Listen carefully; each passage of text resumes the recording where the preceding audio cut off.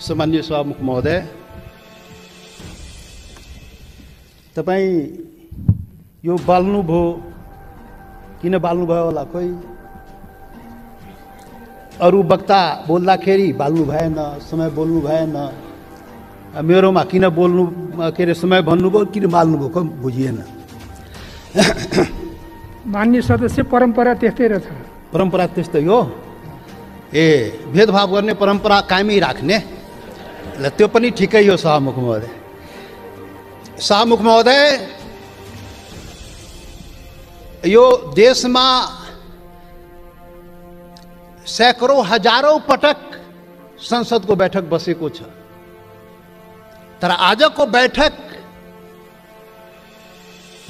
सारा नेपाली जनता, संपूर्ण सबै नेपाली जनता टकटकी लगाएर यो संसदप्रति हेरिरहेको छ।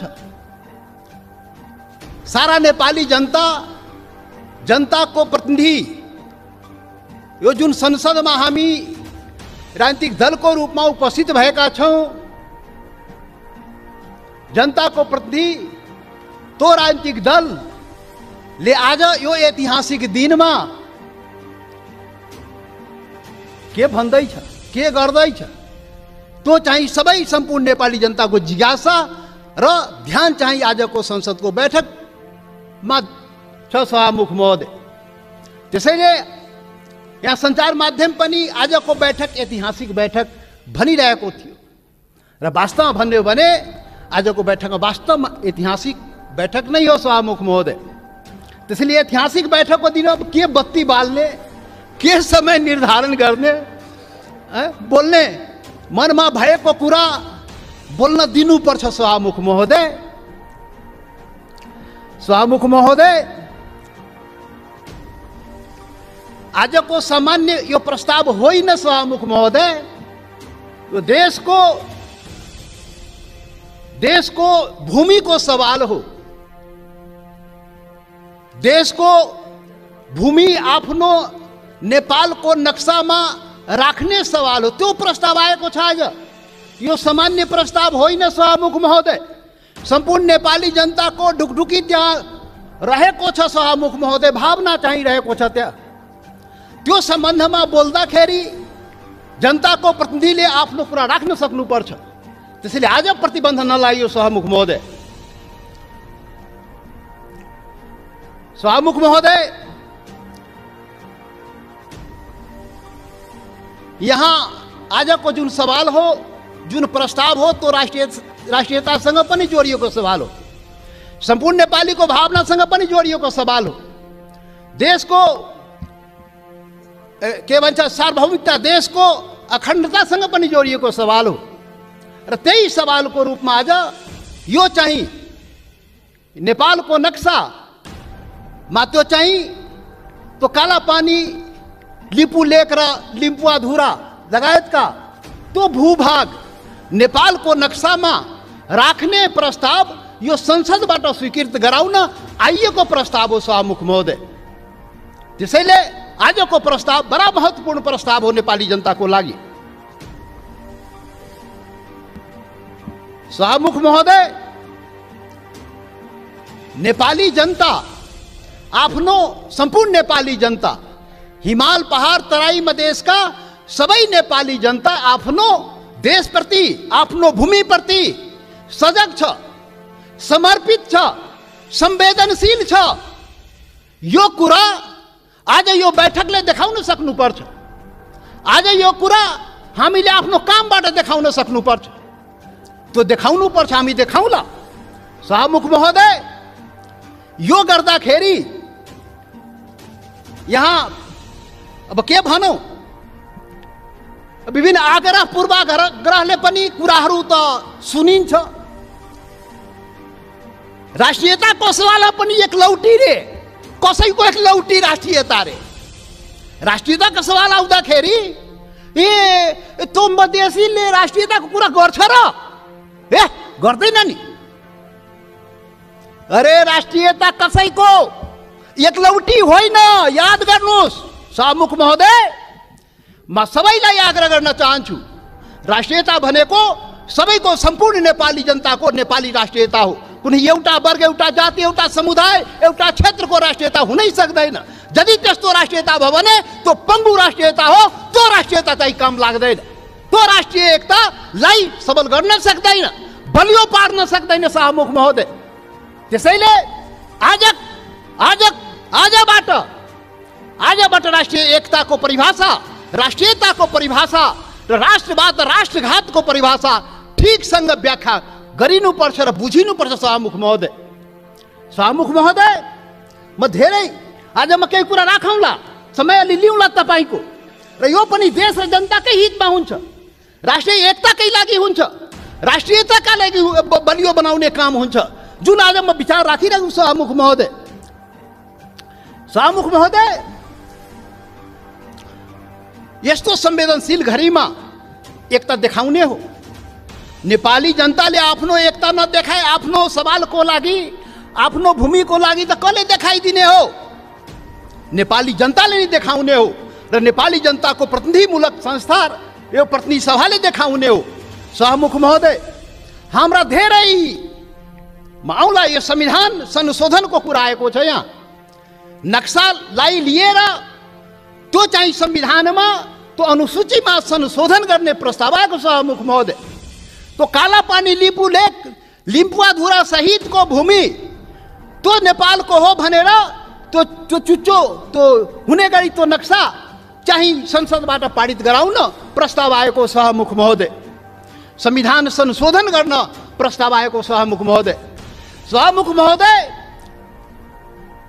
महोदय मार्फत सम्पूर्ण देशवासीलाई थाहा छ यो संविधानको बारेमा। यो संविधानको बारेमा हाम्रा आफ्ना रिजर्वेसनहरू रहेको छ। यो संविधान पूर्णता पाएन। यो संविधान सबैको हुन सकेन। यो संविधान हिमाल, पहाड, तराई, मधेसका सबै जनताको हुन सकेन। आदिवासी जनजाति शेर्पा, तामाङ, राई, लिम्बू, गुरुङ, भोटे, मगर, नेवारको हुन सकेन। मधेसीको हुन सकेन, थारूको हुन सकेन, दलितको हुन सकेन, शोषण उत्पीडन परेको जनताको हुन सकेन। उसले आफ्नो भावना राखिरहेको छ, रिजर्वेसन राखिरहेको छ। यो हाम्रो पनि संविधान हुनु पर्यो, हाम्रो लागि पनि बनाइदिनु पर्यो, त्यो प्रावधान हाम्रो लागि पनि राखिदिनु पर्यो। त्यो संविधान संशोधनको जब कुरा आउँछ हामीले राख्ने गरेका शाहमुख महोदय। आज पनि संविधान संशोधनकै सवाल आएको छ प्रधानमन्त्रीजी। शाहमुख महोदय, तपाईँ मार्फत प्रधानमन्त्री सौभाग्य आज बसिराख्नु भएको छ, प्रत्यक्ष रूपले सुनिराख्नु भएको छ। हामी त्यो संशोधनको जब कुरा आउँछ संविधानको, त भन्दाखेरि नै हामी भनेको थियो यो सबैको लागि संविधान बनाउनुहोस् है। विगतमा त्यत्रो आन्दोलन भयो, यो देशका आदिवासी जनजाति, मधेसी, थारू लगायत दलित सबैले आन्दोलन गरेको छ। त्यो संविधानमा सबैको भावना राखियोस् है हामी भनेका थियौँ। तपाईँहरू सहमति गर्नुभएको थियो शाहमुख महोदय। यो देशको ठुला पार्टी काङ्ग्रेस, कम्युनिस्ट, माओवादी जतिका के भन्छ एमाले, माओवादी सबैले सहमति गरेका थियो। यस्तो संविधान बनाइन्छ र अब यो मुलुकमा विभेद हुँदैन। अब संघीय लोकतान्त्रिक गणतन्त्र आउँछ, सबै नेपाली बराबर हुन्छ, कुनै समुदाय, कुनै वर्ग, कुनै क्षेत्रप्रति केही अन्याय हुँदैन भनेर भनिएको थियो, सम्झौता गरिएको थियो। तर बन्दाखेरि त्यो भएन। त्यो पीडा त भन्न पाइन्छ नि अहिले संविधान संशोधन गर्ने बेलामा। हामीले त भने हो शाहमुख महोदय, जब प्रधानमन्त्रीले नक्सा बनाउनु भयो हामीले भनेको थियौँ राम्रो गर्नुभयो। नेपालको भूमि फिर्ता ल्याउने कुरा जुन गर्नुभयो, नक्सा बनाउनु भयो, राम्रो गर्नुभयो। सर्वदलीय बैठकमा हामी सबैले एकमतले सरकारलाई, प्रधानमन्त्रीलाई हामी भन्यौँ तपाईँ अगाडि बढ्नुहोस्, यो चाहिँ भूमि चाहिँ नक्सा बनाएर मात्रै हुँदैन, फिर्ता ल्याउने पनि कुरा गर्नुहोस् है प्रधानमन्त्रीजी। नक्सा बन्यो। आज संसदबाट के भन्छ संविधान संशोधन समेत गराएर अनुसूचीमा राख्ने कुरा भयो। जब संविधान संशोधनको सवाल आउँछ त्यति बेला हामीलाई त्यो पीडा हुन्छ, किनभने यो संविधानको लागि, यो संविधानको अपनत्वको लागि सैकड़ों जनता चाहिँ जान गुमाएको छ, बलिदान दिएको छ शाहमुख महोदय। त्यो पनि राष्ट्रियता हो, त्यो पनि नेपालको जनताको राष्ट्रियता हो, त्यो पनि आफ्नो हक अधिकारको लागि जान गुमाएको छ, सङ्घर्ष गरेको छ, आन्दोलन गरेको छ शाहमुख महोदय। त्यसैले शाहमुख महोदय जब संशोधन कुरा आउँदाखेरि त्यो कुरा पनि हामी राख्ने गरा। त्यसैले हामीले भनेका थियौँ शाहमुख महोदय प्याकेजमा ल्याइदिनुहोस्, यो त्यो कुरा पनि ल्याइदिनुहोस् न, जो हामीले उठाएका सवालहरू पनि त्यो पनि ल्याइदिनुहोस् न, सँगसँगै ल्याइदिनुहोस् न। अनि राम्रो हुन्छ। अनि राष्ट्रिय भूमि मात्र होइन, जनता पनि राष्ट्रियता हो नि त। भूमि मात्रै होइन, जनता समेत, भूमि र जनता मिलाएपछि राष्ट्रियता हुन्छ। जनताको सवाल पनि ल्याइदिनुहोस् न भने आग्रह गरे हो, बिन्ती गरे हो शाहमुख महोदय। तर खोइ आएन। मजबुरन हामी चाहिँ छुट्टै के अरे प्राइभेट बिलको रूपमा यहाँ ल्याउनु पर्यो सभामुख महोदय। अब पछि विचार होला सायद। अब यो 7औं संविधान सभामुख महोदय, 6वटा संविधान त नाश भयो मुलुकमा। 70 वर्षमा 7वटा संविधान, 6वटा संविधान यही कुकर्मले गर्दाखेरि, यही गतिविधिले गर्दाखेरि समाप्त भयो। जनताको माग अनुसार समय सापेक्ष संशोधन भएन भने संविधान जाँदो रहेछ। त्यसैले यो 7औं संविधान, संघीय लोकतान्त्रिक गणतन्त्रको संविधान बडा मेहनतले, त्याग बलिदानले नेपाली जनताले ल्याएको छ। त्यसले यो संविधानको रक्षा हुनुपर्छ। रक्षाको लागि त्यसमा समय सापेक्ष जनताको माग अनुसार सुधार परिवर्तन गर्नुहोस्। बाइबल कुरान गीता नबनाउनुहोस्। अब प्रधानमन्त्रीले उचित आवश्यकता भन्नुहुन्छ, खोइ अब कहिले उचित आवश्यकता आउने थाहै छैन। अब खोइ कसरी हुन्छ हो, त्यो भएन सभामुख महोदय। त्यसैले आजको दिनमा त्यो याद गर्न, रिमाइन्ड गर्न खोजेको, सम्झाउन खोजेको यो संविधान संशोधनको सवाल आउँदाखेरि त्यो जनताको, त्यो हिमाल पहाड तराई मधेसका जनताको भावनालाई पनि सम्झिदिनुहोस्। सम्पूर्ण म भने थिएँ पहिलो दिनमा, पार्टी ठुलो भयो, दिललाई ठुलो बनाउनुहोस् प्रधानमन्त्रीजी भने थिए, प्रचण्डजी भन्ने थिए। तपाईँ दुईजना शीर्ष नेतालाई दिल ठुलो बनाउनुहोस्, त्यो दिलमा सम्पूर्ण नेपालीलाई समेट्नुहोस्, हिमाल पहाड तराई मधेसका सबैलाई समेट्नुहोस् र सबको नेता बन्नुहोस्, सबको संविधान बनाइदिनुहोस्, त्यो भने थिएँ। तर आजसम्म त्यो काम भएन। अब होला कि आज जुन यो संवेदनशील समयमा पनि हामी यो कुरा उठाइरहेकोमा अब हुन्छ।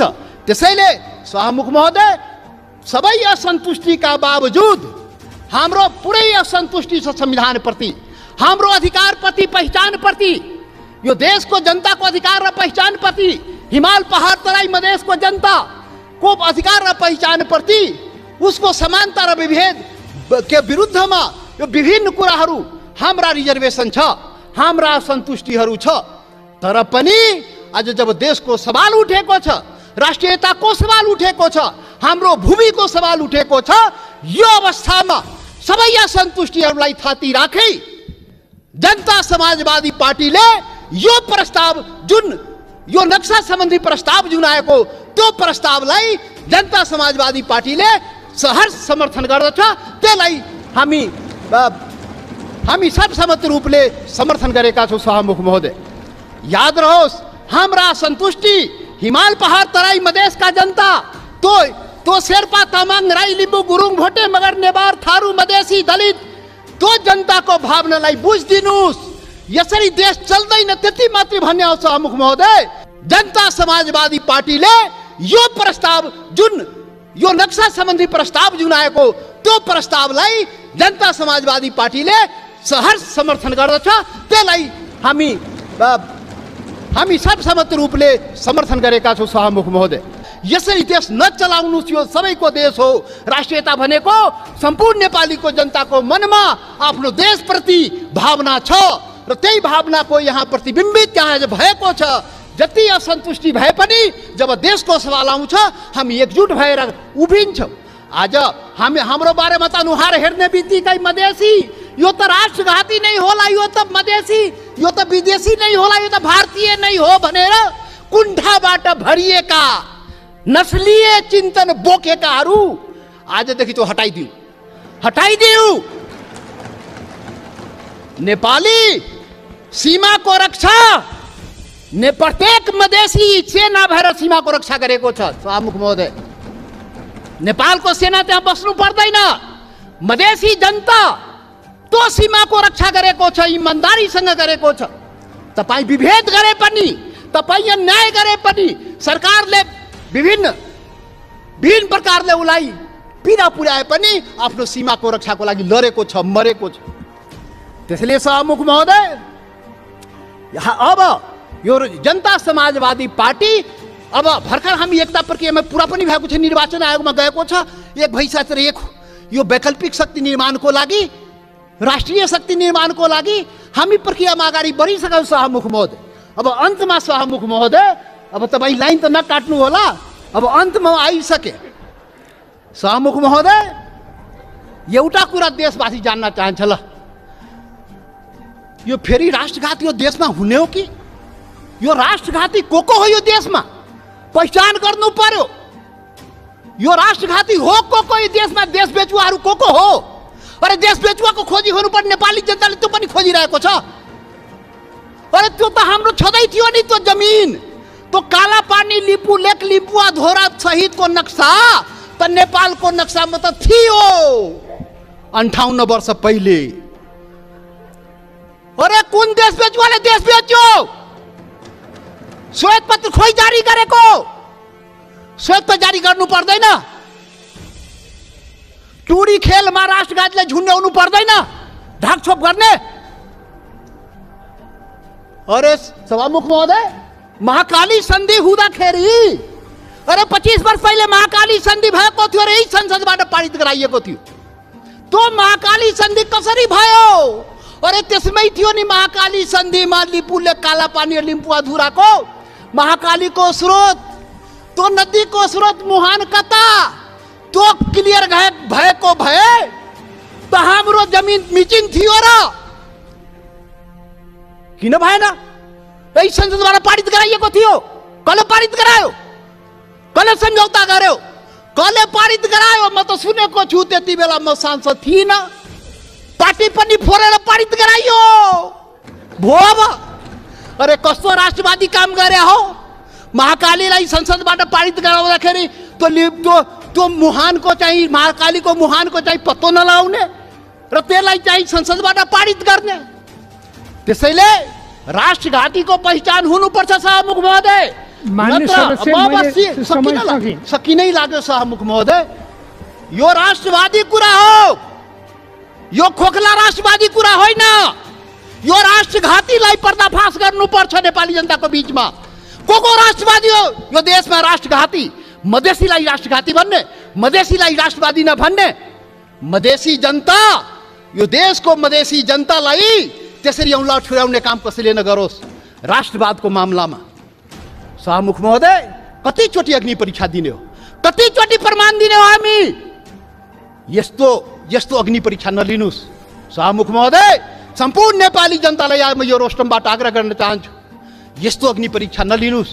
त्यो मधेसी जनता त्यो प्रति अन्याय नगर्नुस्।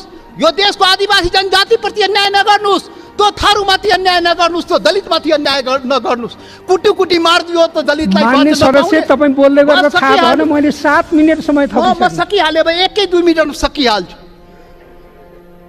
त्यसैले सभामुख महोदय यति संवेदनशील समयमा पनि सभामुखले मलाई 2 चोटि टोकिसक्नुभयो। कसरी हुन्छ खोइ बुझ्न सकिएन। लकीरका फकीर। अब प्रधानमन्त्री बन्नुपर्छ समय किटान नहुनलाई। यहाँ प्रधानमन्त्री भएर उहाँ प्रचण्डजी र देउपाजी बोल्दाखेरि समय किटान नहुने, किनभने प्रधानमन्त्री रे। अब जनता समाजवादी पार्टी यो देशको प्रधानमन्त्री भएर अनि रोस्टम आएपछि बल्ल त्यो समय पाउने भयो सभामुख महोदय। ठिक छ, त्यो पनि देखाउला, त्यो पनि नेपाली जनताले देखाउँछ। वेट गर्नुस्। अब राष्ट्रघातीको पहिचान पनि नेपाली जनताले गरेर त्यसलाई टुरी खेलमा झुन्ड्याउनु पर्यो, श्वेतपत्र जारी गर्नु पर्यो। प्रधानमन्त्रीजी सरकारलाई हाम्रो आग्रह। त्यसैले अन्तमा अब सभामुख महोदय अब हात जोडेर प्रधानमन्त्रीलाई के म प्रार्थना गरेको भने यो कागजमा कोरेर नेपाली जनता पाउँदैन। त्यो जमिन चाहियो के? त्यो जग्गा चाहियो नेपाली जनतालाई, भूमि चाहियो। यो चाहिँ समय यो लोड सेडिङ जस्तै बत्ती आए गए जस्तै नक्साबाट उडाइदिने फेरि राखिदिने अनि कुर्सी बचाउनलाई राख्या हो कि के हो त्यो पनि मान्छेले भन्छ। के हो अब के हो? त्यसैले सभामुख महोदय त्यो जमिन फिर्ता ल्याइदिनु पर्यो प्रधानमन्त्रीजी सरकारले वार्ता गरेर।